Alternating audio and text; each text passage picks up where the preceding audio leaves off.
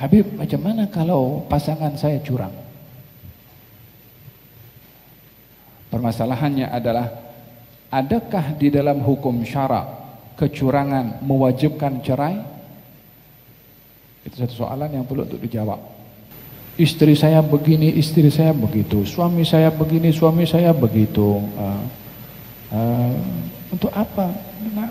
Itu sudah selesai. Untuk nak meyakinkan kepada netizen ini siapa?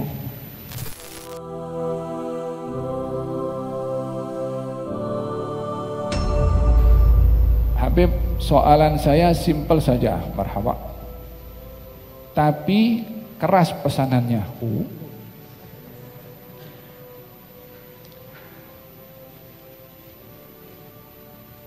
Habib Ali bagi killer word warning. Apa maksudnya? Untuk orang yang ambil jalan, untuk orang yang ambil jalan cerai sebagai penyelesaian. Saya ini tak pandai bahasa Inggris, kecuali don't judge the book by its cover, itu je saya boleh pandai, yang lain kita tak boleh nih. Ada killer word warning ini. Apa maksudnya killer word warning?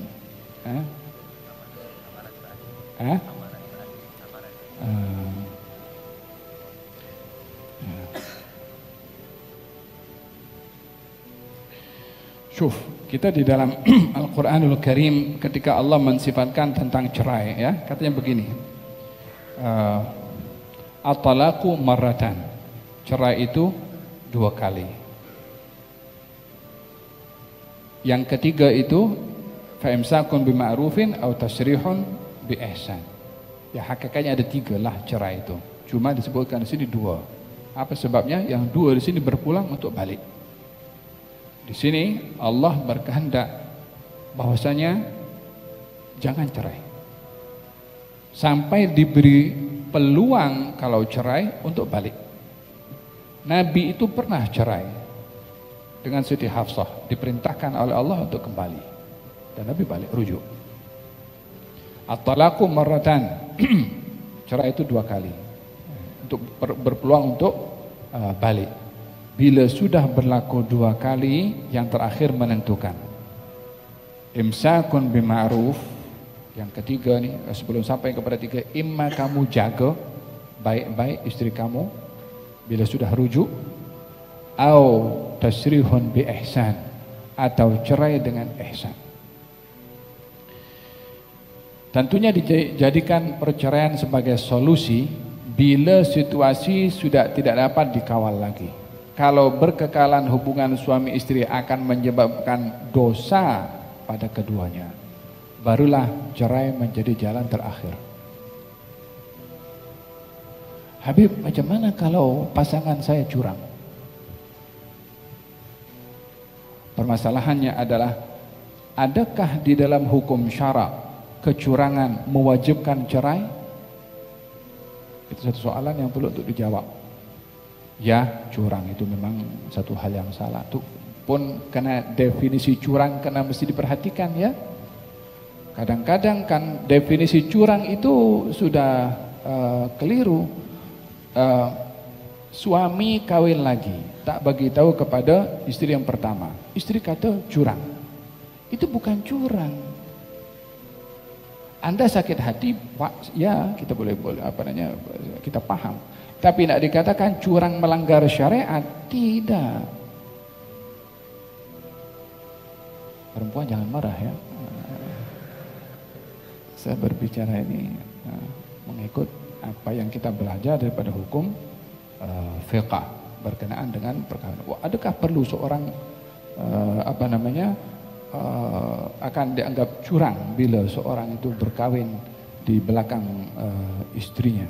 Dari segi hukum syarak tidak.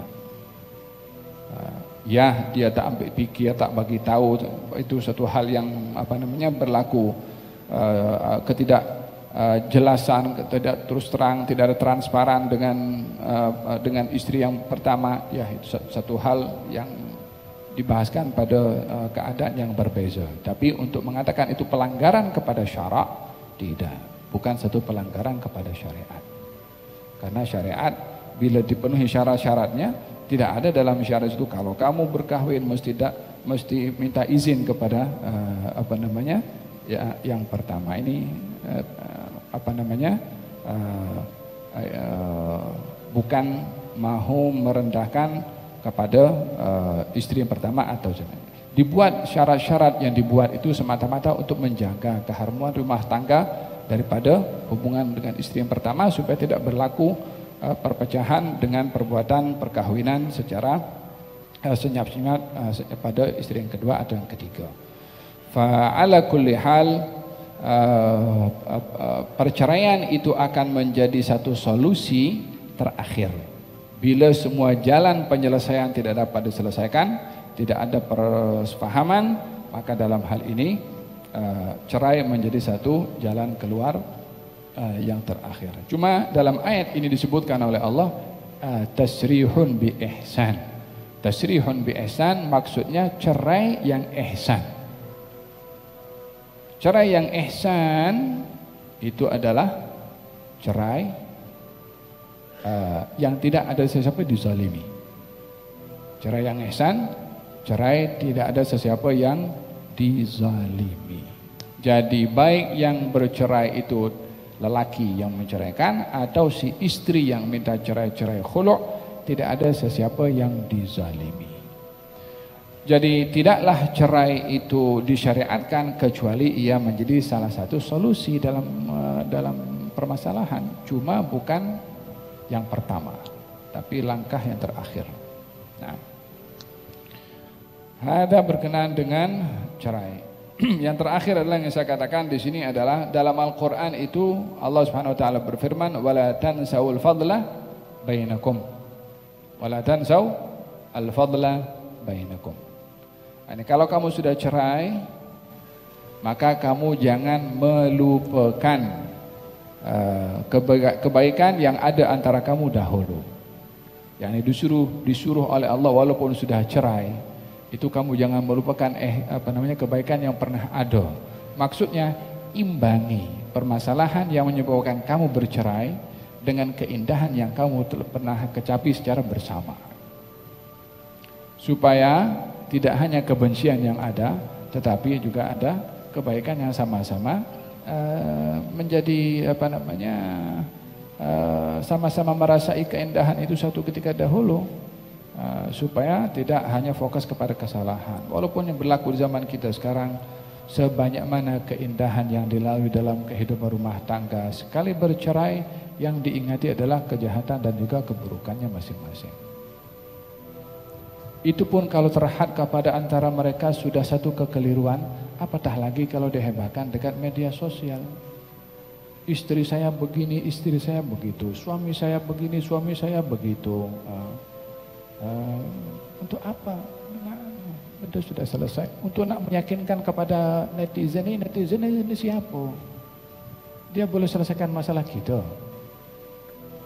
Dia boleh memberikan satu hukum yang menyelesaikan permasalahan orang yang sudah bercerai. Tidak, untuk mendapatkan perhatian daripada netizen ini kenapa? Nak cari perhatian itu yang Maha Kuasa Subhanahu wa taala. Ya Allah, aku bercerai. Ya Allah, beri petunjuk. Ya Allah, berikan aku pada kekuatan. Itu baru. Nak hantar message Facebook, bagi tahu kepada Allah Subhanahu wa taala, bukan dekat Facebook, internet. Tak elok. Tak elok mendedahkan apa yang sudah berlaku dalam kehidupan rumah tangga. Untuk apa? Orang yang membuka aib, orang akan dibuka aibnya oleh Allah Ta'ala. Nasallallahu lana wa lakum al-afiyah. Tapi netizen pun satu hal juga. Netizen ini pun satu hal yang bikin orang itu jadi heboh, netizen juga. Jadi yang memainkan peranan itu netizen juga. Jadi netizen pun jangan jadi korban dengan informasi. Doakan saja siapa yang bermasalah itu supaya diberi jalan keluar terbaik.